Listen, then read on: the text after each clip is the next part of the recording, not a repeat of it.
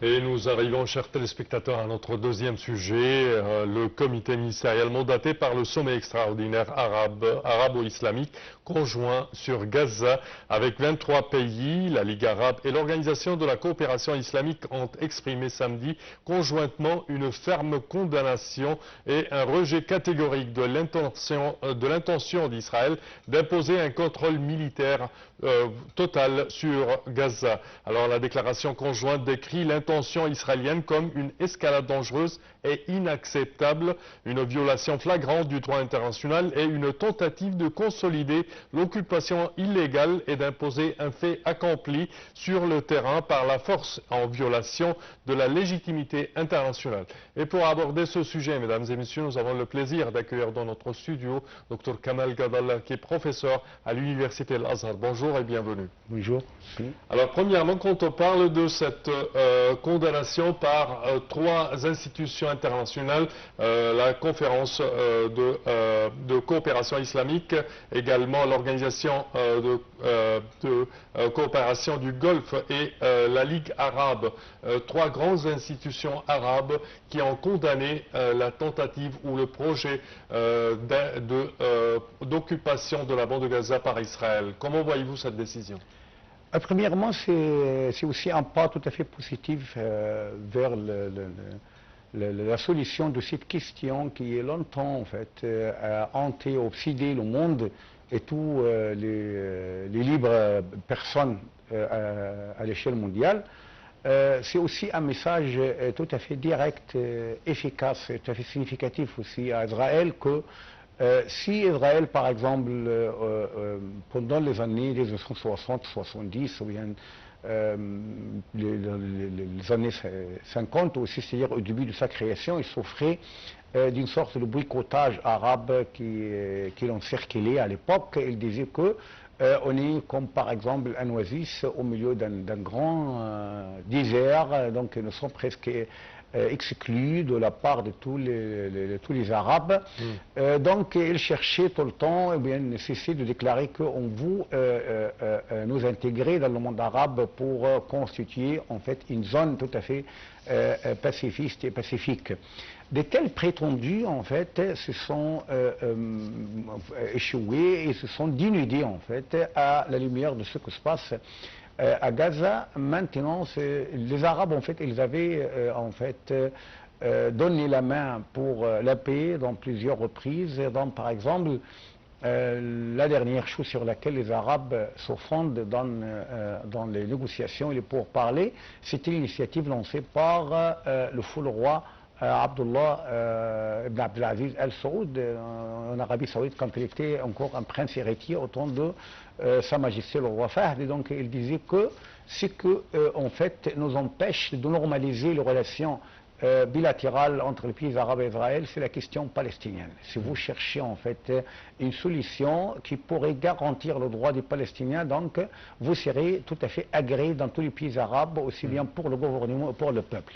Ce qui a fait Israël, c'est le contraire. Maintenant, par exemple, si Israël perpètre de ce qu'on peut appeler en fait tout de suite directement des crimes contre l'humanité, parce que par exemple si vous avez des problèmes avec par exemple les combattants de Hamas ou bien les combattants de djihad ou bien je ne sais pas quoi, toutes les groupuscules en fait ou bien toutes les factions de la résistance palestinienne, premièrement pourquoi la résistance? Parce qu'il y a une occupation, c'est tout à fait normal, hein.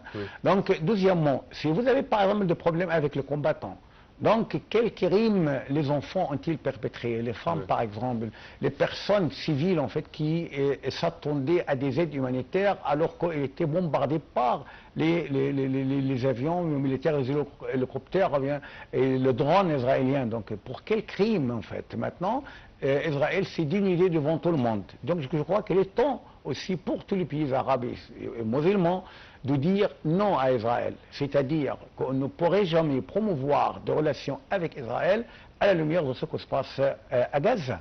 Les pays, la Ligue arabe, on pourrait dire que la Ligue arabe, par exemple, oui, il subit plusieurs critiques de la part de plusieurs côtés, de plusieurs personnes.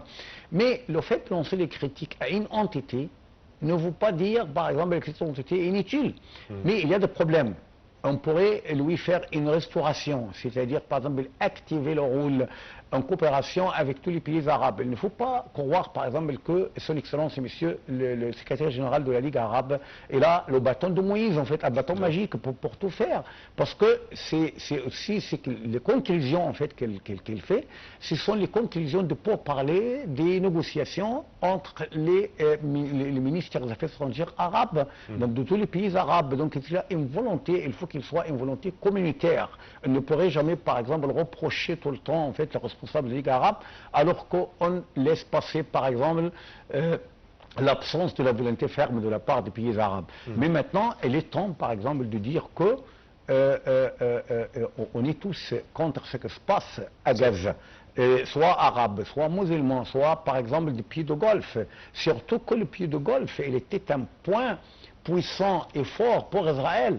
À la lumière de ce qui s'est passé, une coopération élargie entre, par exemple, les Émirats et Israël, entre, par exemple, le Bahreïn et Israël, et aussi il était tout à fait prévisible que l'Arabie saoudite normalise les relations avec Israël avant le 7 octobre. Mais après ce qui s'est passé à 7 octobre, aucun gouvernement, ni saoudien, ni autre, ne pourrait dire à son peuple, oui, on va normaliser les relations avec Israël. Elles vont répondre tout de suite.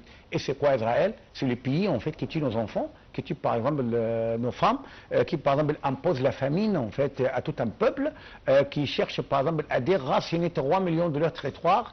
Donc, ça sera tout à fait rejeté au stade populaire. Donc, c'est un message tout à fait fort, non seulement à Israël, mais aussi aux États-Unis, parce que les États-Unis, il a plusieurs intérêts dans notre région, comme vous le connaissez. Même s'ils constituent une grande puissance, ils ont toujours besoin de leurs alliés. Et leurs alliés ne se trouvent que dans les pays arabes, surtout les pays du Golfe. Donc c'est un message qu'on est tout à fait en fait contre ce qui se passe, on condamne ce qui se passe. Donc pour moi, c'est un message au temps réel, il était un peu reporté, mais même s'il vient un peu tard, c'est beaucoup mieux qu'il ne vient pas. Quand on regarde la décision d'occuper la bande de Gaza par Israël, cette décision, sous la table, on parle certainement de la déportation du peuple palestinien vers le plus proche, pour eux, c'est le Sinaï. Alors comment voyez-vous cette tentative et également les réponses de l'Égypte envers cette tentative? Oui, premièrement, c'est une tentative tout à fait bête et stupide. Et je vous dis pourquoi. Parce qu'en fait, ils cherchent, ça fait par exemple à peu près 3 ans, si prochainement 3 ans, de libérer par exemple, prisonniers de guerre. Parce qu'il y a deux versions. La version de Gaza, ce sont des prisonniers de guerre, la version d'Israël sont des otages. Oui, quelles qu'en soient par exemple les qualifications, vous avez des personnes chez Hamas, par exemple. Est-ce que vous êtes arrivé à les libérer, ça fait 3 ans? Donc impossible. Est-ce que, par exemple, Israël a pu occuper d'une façon définitive même une petite parcelle de Gaza, c'est-à-dire sans être résisté, sans par exemple trouver de problèmes, sans par exemple des pièges, sans par exemple ils ont des pertes militaires. Oui, toujours des pertes militaires et aussi des pertes par exemple dans les chars blindés, les véhicules et tout. Donc ils ne cessent de subir des pertes d'une façon tout à fait continuelle et perpétuelle. Est-ce que c'est imaginable par exemple qu'une armée qui n'a pas encore arrivé par exemple à s'emparer d'un quartier d'une façon définitive de Gaza, est-ce qu'il aura l'occasion par exemple d'occuper totalement Gaza? Donc je crois que c'est inimaginable. Je crois qu'il s'agit par exemple de déclaration pour ce qu'on appelle la consommation locale. Parce que Netanyahou normalement dans un embarras, il est violemment attaqué par l'opposition qui lui porte la responsabilité par exemple de l'absence de prisonniers, à tel point qu'il était accusé de chercher ses propres intérêts au détriment de propres d'Israël. Donc il est coincé en fait, soit politiquement, soit aussi judiciairement, parce que le lendemain de sa démission, elle va se comparaître devant le tribunal. Elle a des problèmes avec la justice française, israélienne, aussi la justice mondiale. Vous avez par exemple la crime international, la Cour internationale de justice, donc des génocides aussi, peut-être ce qu'on appelle purification ethnique et tout. Donc, elle a plusieurs problèmes. Donc, il veut en fait se débarrasser au moins d'une façon provisoire de ce dilemme, de cet embarras, par lancer des déclarations qui ne sont pas du tout réalistes. La réaction de l'Égypte est tellement évidente et claire, parce que pour l'Égypte, en fait, ce n'est pas une question de trouver, par exemple, des territoires qui pourraient concevoir les Palestiniens ou non. Ce n'est pas la question, parce que, comme vous le connaissez très bien, le Sinaï, il a une grande superficie, en fait. Mais le problème, c'est quoi? C'est que lorsque les Palestiniens viennent ici d'une façon perpétuelle, c'est-à-dire se nationaliser, c'est fini pour la cause palestinienne est perdue, là. C'est fini pour la cause palestinienne, d'une part.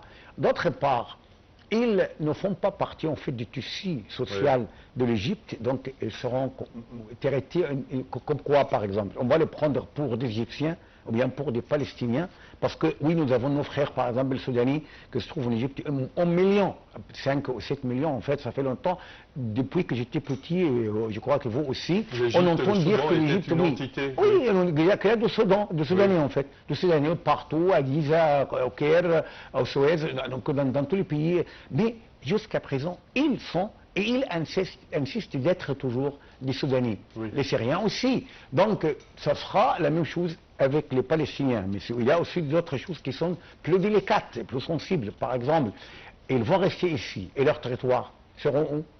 Il sera Israël, par exemple, oui, occupé par Israël. Donc, ça sera une sorte de liquidation de la cause palestinienne.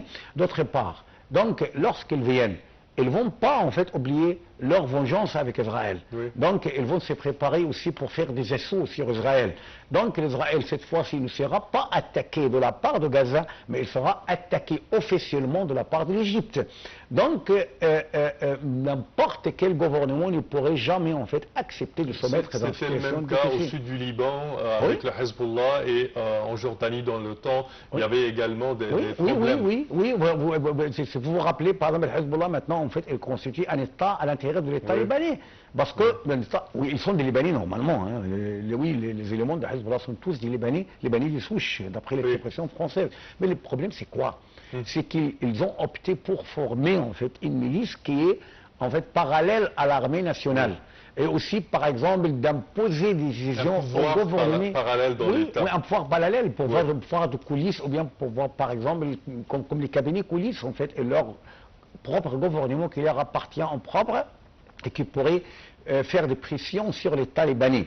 Donc c'est un problème, oui, mais le problème aussi, c'était quoi la cause de la création de Hezbollah? C'est Israël, parce qu'il y avait des territoires occupés, alors que, sauf les Libanais, ils n'ont jamais en fait attaqué Israël dès sa création jusqu'à présent. C'est toujours Israël l'agresseur, jamais le lion. Donc, si Israël a fait le problème de Hezbollah, elle est bon. Il avait déjà aussi, Hezbollah, elle était en fait, si vous voulez, l'équilibre avec le milice de Lahoud. Donc, Michel Lahoud, donc ce qu'on appelle Gaïch Lubnan al-Janoubi, l'armée sud-est du Liban, l'armée du sud du Liban. Donc, pour faire l'équilibre, l'Iran, en fait, a financé des éléments chiites pour faire cet équilibre, cette balance, en fait, avec Michel Lahoud. Donc, c'était Israël à l'origine, en fait, de tout ce qui se passe. Donc, si Israël, par exemple, cherche à expatrier ou bien exporter, par exemple, déporter en fait les Palestiniens au Sinaï, c'est Israël qui se fait un problème à lui-même. Parce qu'au lieu, par exemple, qu'une zone de l'Égypte, qu'un département de l'Égypte comme le Sinaï, par exemple, qui a à peine 1 million d'habitants, donc on y ajoute 3 millions, ça sera 4 ou 5 millions. En fait, 5 millions, dans la plupart, seront armés et leurs armes seront destinées à Israël. Donc, est-ce qu'ils pourraient supporter une telle décision bête? Je crois que ce que fait, en fait, les Israéliens, c'est quelque chose de propagande, d'accord? Si bien de la part de Netanyahu que de la part de Trump, parce que Trump, comment dire, par exemple, ah oui, je vais faire de Gaza, peut-être, je ne sais pas, de Riviera, de l'Orient. C'est chimérique, hein? C'est cauchemardesque. En fait, ça ne sera pas chimérique, c'est vraiment cauchemardesque. Et ce n'est pas de cette manière qu'on peut résoudre des problèmes qui font hantise à tout le monde, obsession à tout le monde. Il y a toujours les dimensions politiques.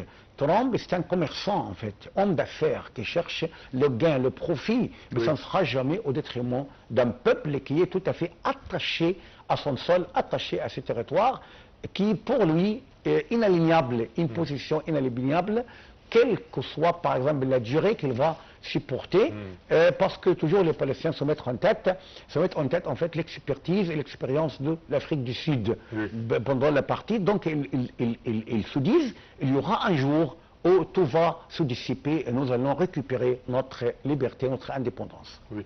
Quand on voit les réactions internationales, on a vu par exemple une fois qu'Israël a parlé de son intention d'occuper la bande de Gaza, la Grande-Bretagne avec la voix du Premier ministre Keir Starmer a parlé que ça entraînera des catastrophes. Oui. C'est une catastrophe qui entraînera des catastrophes. D'autre part, le président français a promis de proclamer ou de reconnaître l'État palestinien vers le début septembre. Alors, comment voyez-vous ces pas et est-ce que ça vraiment aide la situation sur le terrain?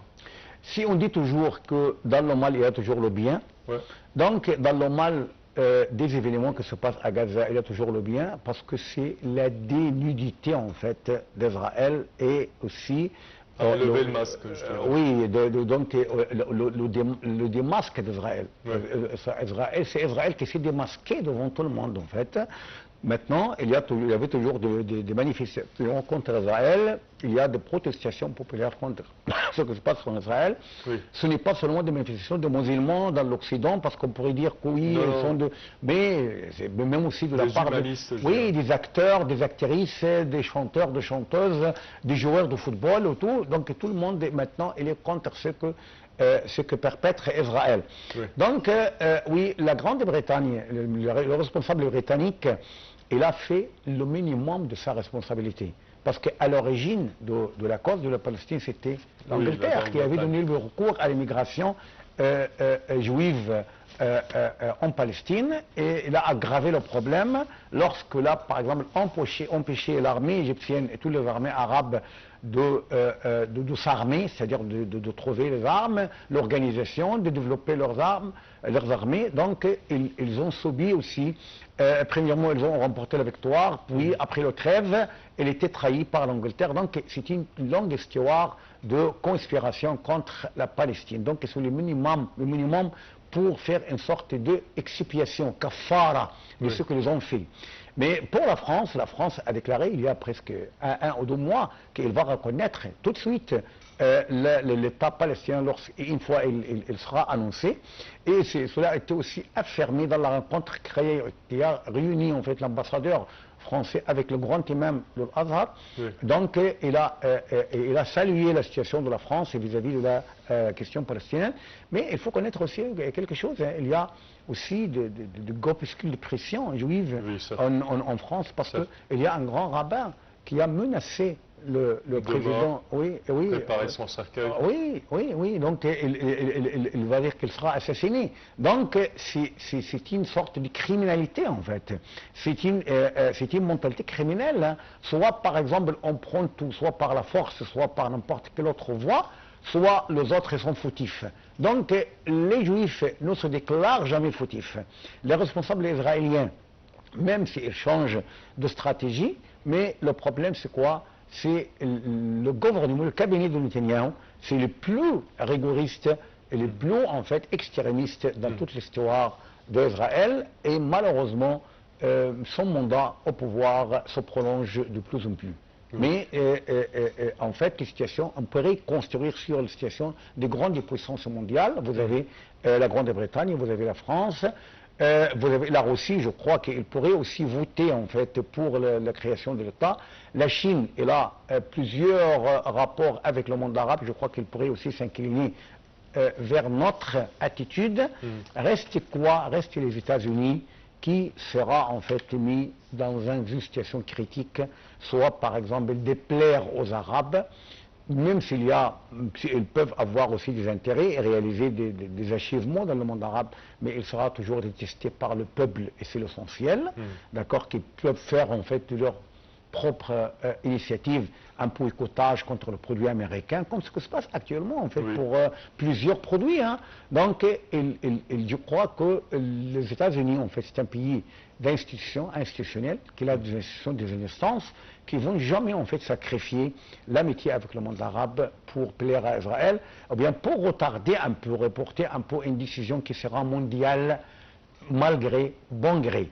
Donc, lorsque plusieurs pays en fait vont se précipiter à reconnaître l'État palestinien, ça sera une vérité et une réalité